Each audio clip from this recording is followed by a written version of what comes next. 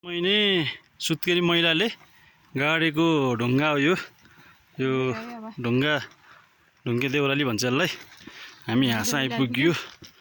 अब तल त्यो गोठबाट आएको अघि चियाको त्यो चेप्टे ढुङ्गाबाट आएको। अब यता माथि छ वहाँ पर देखिएको पाटन। यो एरिया चाहिँ ढोरपाटनबाट चाहिँ हामी हिँडेर आएको है यहाँसम्म। ल बिहान 8 बजे हिँडेको, अहिले लगभग 2 बज्न लाग्यो। ढुङ्गे देउराली भन्ने ठाउँ आयो। ठाडै उकालो देखिएको पनि छैन ओह्रालो त। ल यो चाहिँ यहाँ थोरै ढुङ्गे देउराली आइसकेपछि चाहिँ बिसाउने ठाउँ रहेछ। यहाँ बिसाउने ठाउँ प्लस गोठ पनि रहेछ।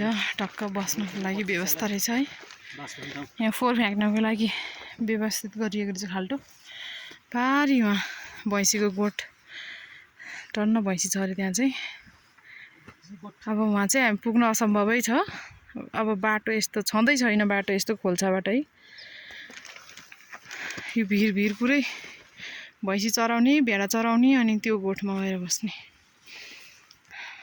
हामी धेरै माथि आइसकेछौँ हाइटमा। वहाँ तल देखिएको ढोरपाटन भयो, यो ढुङ्गे देउराली। हामी अझै जान छ माथि। यहाँ यसो बिसाउने ठाउँमा विश्राम गरेर बिसाउने ठाउँको सम्मान गरिदिउँ भनेर यहाँ। ल सर चाहिँ यहाँ हुनुहुन्छ। थाक्नु भयो? यो घर पनि कति राम्रो चिटिक्काको हेर्नु त।